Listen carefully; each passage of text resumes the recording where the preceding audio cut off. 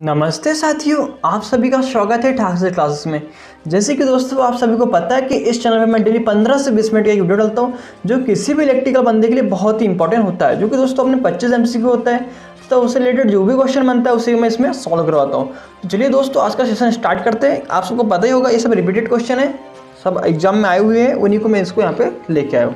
तो चलिए दोस्तों आज का सेशन स्टार्ट करते हैं। देख पा रहे हो आप डेस्कटॉप पे पहला क्वेश्चन क्या बोल रहा है साथियों अपना, बहुत ही अच्छा क्वेश्चन है। क्या बोल रहा है, अल्टरनेटर का फेज क्रम होता है। तो दोस्तों आप सबको पता होगा कि जो अल्टरनेटर होता है उसमें 3 फेज सप्लाई निकलती है, आपको पता ही होगा। तो जो क्या होता है दोस्तों अपने इंडिया में क्या होता है, R Y N B मतलब दोस्तों ब्लू, ठीक है।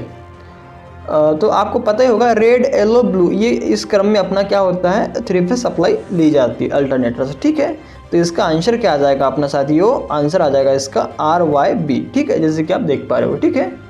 और दोस्तों आपको एक चीज़ बताना चाहूँगा मैं, जो अपना अल्टरनेटर होता है कई बार इसका क्वेश्चन आता है कि इसकी जो रेटिंग्स होती है काय में होती है। तो दोस्तों अल्टरनेटर रेटिंग काय में होती है, KVA किलो वोल्ट एम्पियर में होती है। और जो अपना ट्रांसफार्मर होता है एक्समर जो होते हैं उसकी भी रेटिंग जो साथियों काय में होती है, KVA में ही होती है। चलिए आपको क्वेश्चन क्लियर हो गया होगा। नेक्स्ट क्वेश्चन देखते हैं आगे क्या बोल रहा है साथियों अपना नेक्स्ट क्वेश्चन, अर्थिंग प्लेट का सही आकार कौन सा होता है। दोस्तों बहुत अच्छा क्वेश्चन है, कई बार रिपीट हुआ क्वेश्चन। तो इसका आंसर क्या आ जाएगा अपना 60 गुणित के 60 सेंटीमीटर होती है। बाकी दोस्तों इन्होंने हमें GI की है या फिर कॉपर की है ये नहीं बताया। बाकी आप सबको पता होना चाहिए एक GI प्लेट की अर्थिंग होती है और एक कॉपर प्लेट की अर्थिंग होती है, दोनों का आकार क्या होता है सेम होता है। जो मतलब लंबाई चौड़ाई होती है 60 गुणित के 60 सेंटीमीटर होती है, ठीक है। अब मैं दोस्तों आपको दोनों का आकार और उसकी जो थिकनेस होती है मोटाई होती है वो भी यहाँ पे लिख के बता देता हूँ।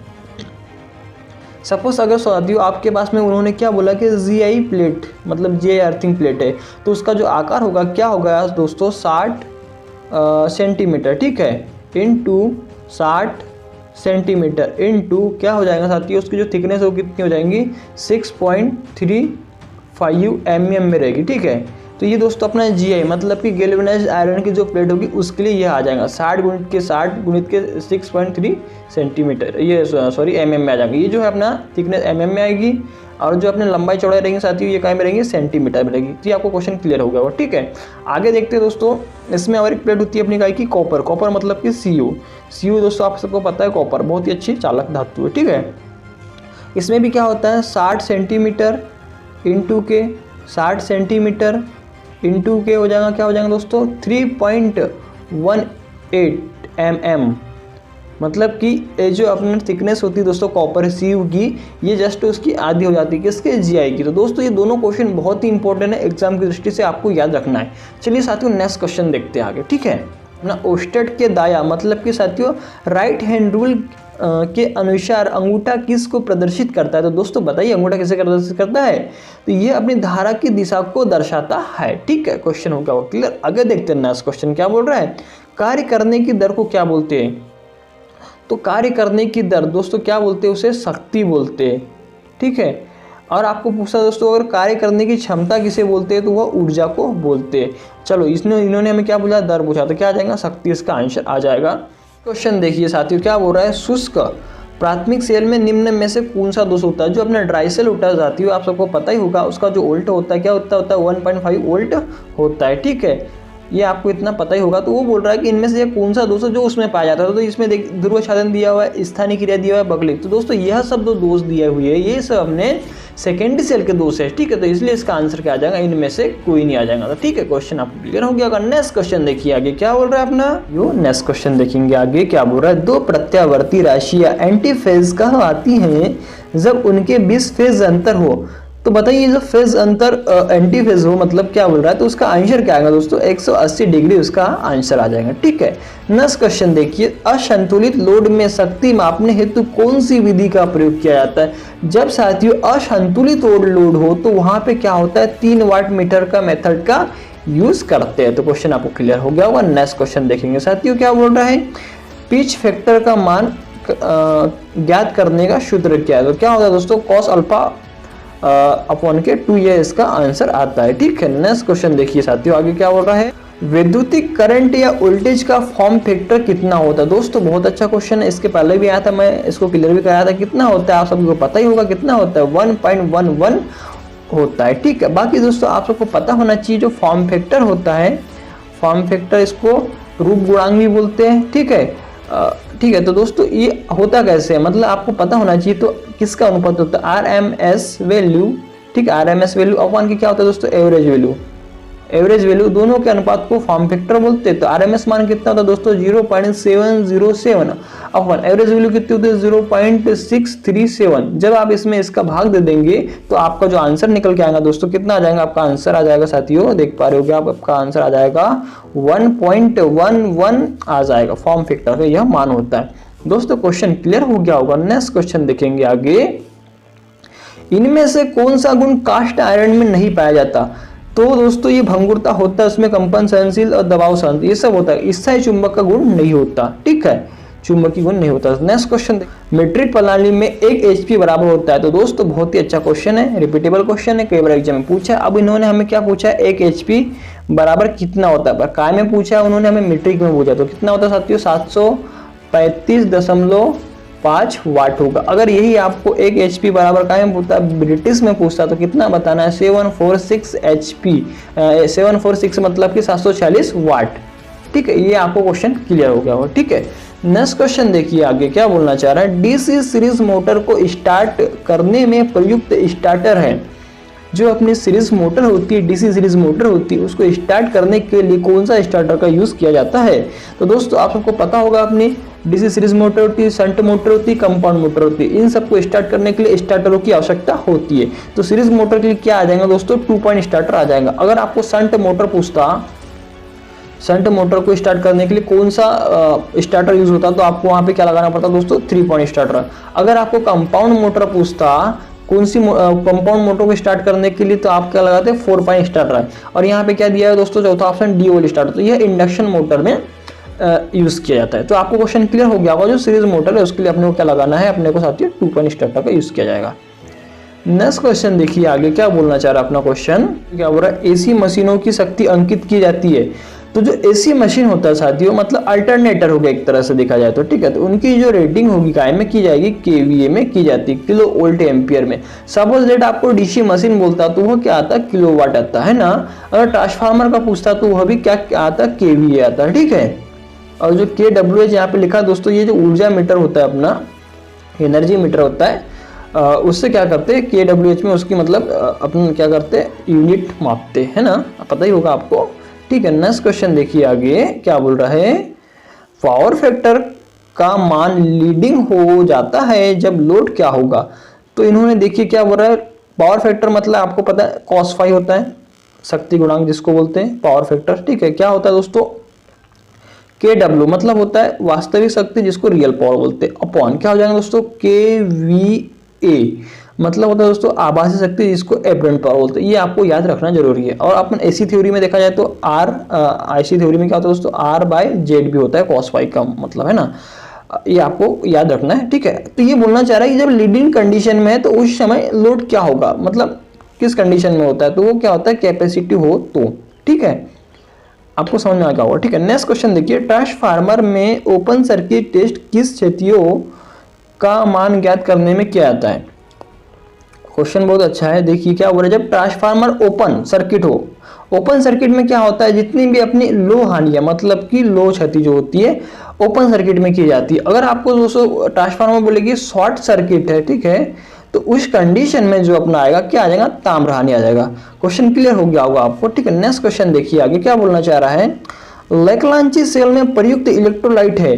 तो जो अपना लेकलांची सेल होता है दोस्तों, प्राइमरी सेल होता है, उसमें जो घोल मतलब कि अपना इलेक्ट्रोलाइट यूज किया जाता है कौन सा होता है, तो वो होता है अपना अमोनियम क्लोराइड। तो उसका दोस्तों आपको फार्मूला याद होना चाहिए, NH4Cl। ठीक है, अमोनियम क्लोराइड। ठीक है, बाकी आपको तो याद ही होगा। ये तो क्वेश्चन बहुत ही अच्छा क्वेश्चन था, सरल सा क्वेश्चन था। ठीक है, नेक्स्ट क्वेश्चन देखिए आगे, 230 वोल्ट सप्लाई से जुड़ा एक हीटर 4.25 एम्पियर लेता है तो उसके द्वारा ली गई पावर क्या होगी। तो आपको पता है कि P बराबर क्या होता है साथियों, VI होता है ना। ठीक है, V तो V कितना दिया है, 230 दिया हुआ है, I कितना दिया 4.25 दिया हुआ है, V कितना दिया 230 इंटू कितना हो जाएगा 4.25। जब आप इसका मल्टीपल कर लेंगे दोस्तों, आप करके देखिए तो आपका जो आंसर आ जाएगा ये इतना आंसर आ जाएगा। कितना आंसर आ जाएगा आपका? आंसर आ जाएगा साथियों 977.5 वाट इसका आंसर आ जाएगा। ठीक है, क्वेश्चन क्लियर हो गया होगा। नेक्स्ट क्वेश्चन देखिए आगे। ऑटो ट्रांसफार्मर का कार्य सिद्धांत है। जो अपना ऑटो ट्रांसफार्मर होता है वो किस सिद्धांत पे वर्क करता है? तो आप सबको पता होना चाहिए कि जो अपना स्व प्रेरण होता है उस सिद्धांत पे ऑटो ट्रांसफार्मर वाइंडिंग करता है। क्योंकि दोस्तों आप सबको पता ही होगा कि जो अपना ऑटो ट्रांसफार्मर होता है वह एक ही उसमें मतलब वाइंडिंग्स होती है। ठीक है, ये एक ही वाइंडिंग के थ्रू इसको मतलब जो अपना लोड होता है इसमें लगा होता है। सपोज दोस्तों अगर ये अपना पूरी वाइंडिंग का यूज कर रहा है लोड, तो ये कर लेगा स्टेप अप ट्रांसफार्मर। अगर दोस्तों ये क्या कर रहा है इधर से और ये इतना बीच में से टेपिंग निकाल के मतलब आधी वाइंडिंग का यूज कर रहा है तो स्टेप डाउन ट्रांसफार्मर। मतलब कि जो अपना क्या बोलना चाहिए ऑटो ट्रांसफार्मर होता है ये सिंगल कॉइल होती है इसमें। ठीक है, तो इसका आ जाएगा स्व प्रेरण के सिद्धांत पे। ठीक है, अगर आपको पूछता है कि जो अपना ट्रांसफार्मर होता है किस सिद्धांत पर कार्य करता है, तो दोस्तों यह स्व प्रेरण के सिद्धांत पर कार्य करता है या फिर फैराडे के मतलब बोलना चाहिए अपने को म्यूचुअल इंडक्शन जो होता है म्यूचुअल इंडक्शन के सिद्धांत पे कार्य करता है ना। ठीक है, तो आपको क्वेश्चन क्लियर हो गया होगा। नेक्स्ट क्वेश्चन देखिए। एक आदर्श ट्रांसफार्मर की दक्षता होती है। अब साथियों देखिए, आप सबको पता है कि आप सबने रट के रखा होगा 98% ट्रांसफार्मर की क्या होती है दक्षता होती है, क्योंकि इसमें कोई भी मूवेबल पार्ट नहीं होता है, इसमें लॉसेस कम होते हैं। लेकिन अब आप देख पा रहे हो क्वेश्चन क्या बोल रहा है, एक आदर्श ट्रांसफार्मर की बात कर रहा है। मतलब कि इसमें जो लॉसेस को क्या माना उन्होंने नगण्य माना है, मतलब कि लॉसेस शून्य है। उस कंडीशन में जो ट्रांसफार्मर होगा उसकी जो इफिशियंसी होगी वो क्या होगी दोस्तों 100% होगी। ठीक है, क्वेश्चन क्लियर हो गया होगा आपको। नेक्स्ट क्वेश्चन देखिए आगे साथियों। नेक्स्ट क्वेश्चन देखिए आगे क्या बोल रहा है। शुष्क सिलिका जेल का रंग होता है। अब दोस्तों देख पा रहे हो कि आप इन्होंने क्या की बोला, शुष्क का बोला। शुष्क मतलब ड्राई, ड्राई मतलब सूखा हुआ। मतलब कि जब हमारी सिलिका क्या है, मतलब जो सिलिका जेल होता है आप सबको पता है ब्रीदर के अंदर भरी होती है सिलिका जेल, जो क्या करती है साथियों नमी को सोखने का काम करती है। तो ये मतलब जब अच्छी कंडीशन में तो उसका कलर क्या होगा दोस्तों नीला। क्या होगा नीला, मतलब कि वह नीली होगी। जब शुष्क होगी अच्छी होगी। ठीक है, सपोज आप सबको पता है ब्रीदर में भरते हैं किसको सिलिका जेल को, उसने नमी सोख ली तो इसका कलर क्या हो जाएगा दोस्तों हल्का गुलाबी या सफेद रंग का हो जाता है। जब नमी सोखने के बाद मतलब नमी को सोख लेता है, मतलब कि वो हल्का नमी युक्त गीली हो जाती है ना, तो वो गुलाबी सफेद रहेगी। लेकिन इन्होंने हमें किसका पूछा है अभी, शुष्क का मतलब कि अच्छी कंडीशन में तो यह नीली रहेगी। आपको क्लियर हो गया होगा क्वेश्चन। नेक्स्ट क्वेश्चन देखिए। स्टार डेल्टा संयोजन का प्रयोग किया जाता है।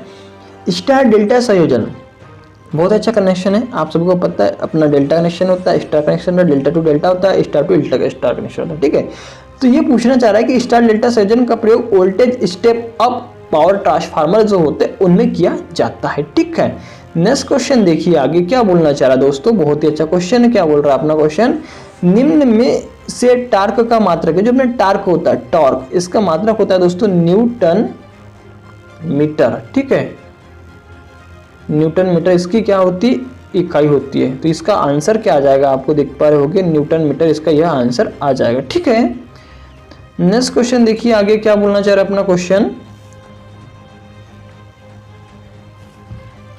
पदार्थ जिन्हें चुंबकीय क्षेत्र में रखने पर चुंबक तो नहीं बनते परंतु चुंबकीय बल रेखाओं की संख्या को बढ़ा देते, तो दोस्तों वैसे पदार्थ क्या कहलाते हैं, अपना पैरा चुंबकीय पदार्थ कहलाते हैं। ठीक है, जिनकी चुंबकनशीलता 1 से अधिक होती है। और जो एक फेरोमैग्नेटिक मटेरियल होता है दोस्तों, इनकी चुंबकनशीलता 1 से अधिक मतलब कि 1000 तक होती है फेरोमैग्नेटिक। जो डाया चुंबकीय पदार्थ होता है दोस्तों, इसकी चुंबकनशीलता मतलब कि म्यू, चुंबकनशीलता को म्यू से दर्शाते हैं, इसकी 1 से कम होती है। ठीक है, तो आपको क्लियर हो गया होगा क्वेश्चन तो, है ना।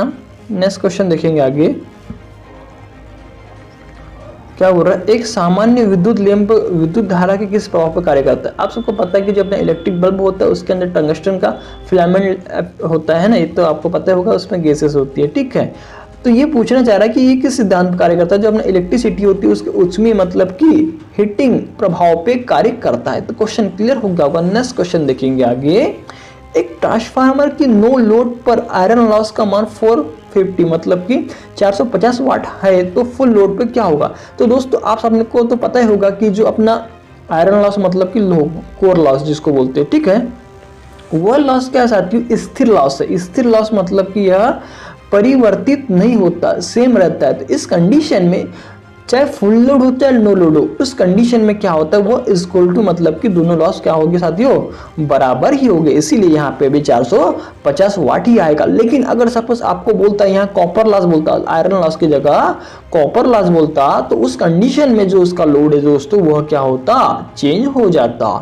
ठीक है, ये क्वेश्चन आपको समझ आ गया होगा। नेक्स्ट क्वेश्चन देखेंगे आगे क्या बोलना चाह रहा है साथियों। नेक्स्ट क्वेश्चन कि डेल्टा संयोजन में फेज करंट बराबर होती है। तो दोस्तों बहुत ही इंपॉर्टेंट क्वेश्चन है, एग्जाम की दृष्टि से आपको दोस्तों इसको याद रखना बहुत ही जरूरी है। ठीक है, तो चलिए मैं आपको इसका आंसर बताता हूँ क्या आता है। तो ठीक है, इसका आंसर आएगा दोस्तों, आपका आंसर आ जाएगा लाइन करंट अपॉन के √3 बराबर क्या हो जाएगा, फेज करंट हो जाएगा। ठीक है, तो दोस्तों इससे रिलेटेड जो भी क्वेश्चन बनता है अपने डेल्टा संयोजन से, मैं उसको आपको यहाँ पे मतलब लिख के बता देता हूँ कि डेल्टा संयोजन में होता क्या क्या है।